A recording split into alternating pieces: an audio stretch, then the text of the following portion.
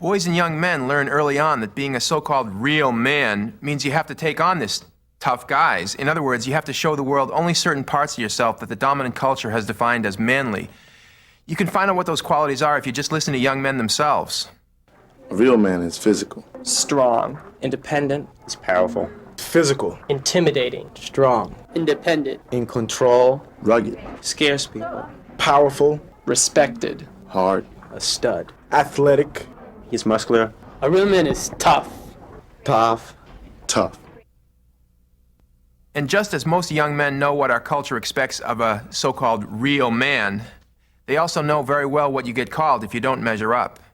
To be a real man, to be tough, strong, independent, respected, means fitting into this narrow box that defines manhood. The terms that are the opposite of that, wuss, wimp, fag, sissy, are insults that are used to keep boys boxed in. So if you're a boy, it's pretty clear there's a lot of pressure on you to conform, to put up the act, to be just one of the guys.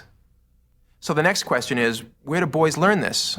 Obviously, they learn it in many different places. They learn from their families, their community. But one of the most important places they learn it is the powerful and pervasive media system, which provides a steady stream of images that define manhood as connected with dominance, power, and control. This is true across all racial and ethnic groups, but it's even more pronounced for men of color because there is so little diversity of images of them to begin with in the media culture. For example, Latino men are almost always presented either as boxers, criminals, or tough guys in the barrio, and Asian American men are disproportionately portrayed as martial artists or violent criminals. But transcending race, what the media do is help to construct violent masculinity as a cultural norm. In other words, violence isn't so much a deviation as it is an accepted part of masculinity. We have to start examining this system and offering alternatives because one of the major consequences of all of this is that there's been a growing connection made in our society between being a man and being violent. In fact, some of the most serious problems in contemporary American society, especially those connected with violence, can be looked at as essentially problems in contemporary American masculinity. For example, over 85% of the people who commit murder are men, and the women that do often do so as a defense against men who are battering them. 90% of people who commit violent physical assault are men. 95% of serious domestic violence is perpetrated by males, and it's been estimated that 1 in 4 men will use violence against a partner in their lifetime. Over 95% of dating violence is committed by men, and very often it's young men in their teens. Studies have found that men are responsible for between 85 and 95% of child sexual abuse, whether the victim is female or male. And 99.8% of people in prison convicted of rape are men. What this shows is that an awful lot of boys and men are inflicting an incredible level of pain and suffering, both on themselves and on others. And we know that much of the violence is cyclical, that many boys who are abused as children grow up and become perpetrators themselves. So calling attention to the way that masculinity is connected to these problems is not anti-male. It's just being honest about what's going on in boys' and men's lives. And while women have been at the forefront of change and trying to talk about these issues in the culture, it's not just women who will benefit if men's lives are transformed. In fact, while men commit a shameful level of violence against women in our society, statistically speaking, the major victims of men's violence are other males.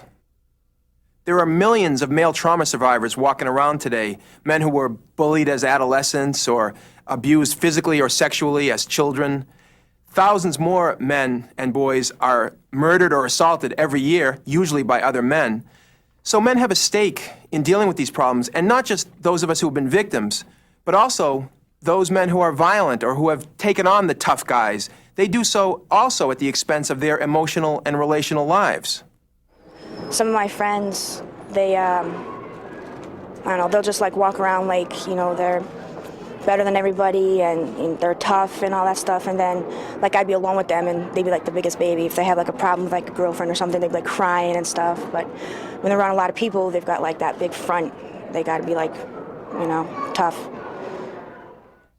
I deal with this front all the time in my own work as an anti-violence educator.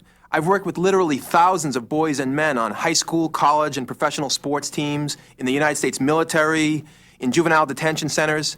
I've seen an awful lot of men and young men put on this tough guise. In many ways, they're putting it on as a survival mechanism. They have to do it to survive in whatever peer culture they happen to be in. But putting on the tough guise comes with a cost, and that is a cost in terms of damage to their psyches and their ability to be decent human beings. So it's in everyone's interest to examine masculinity, to pull back the curtain on the tough guy posing and see what's really going on underneath. All of this is going to take a lot of work, and it's not going to happen with just individual boys and men being more reflective about their choices. It's going to have to happen both on a personal and on an institutional level. Everyone has a role to play here, and not just men. While girls and women are not responsible for men's violence, they too have an important role to play, because the tough guise is attractive to men in part because they see many girls and women validating it. Girls and women have to show that they're looking for more in men than bad boy posturing, and in particular, that they value men who reject the tough guys. We also have to work to change the institutions that create our present choices. For example, we need to break the monopoly of the media system that we've been looking at, where mostly rich white men dictate to the whole society the kinds of images and stories of manhood that surround us. Many men today are searching for new, healthier, self-respecting ways of being men in a rapidly changing world. We need to hear their stories too and learn from them. In different ways, all of us have to struggle for real cultural and structural changes in this society if we want our sons and their sons to have a chance of being better men.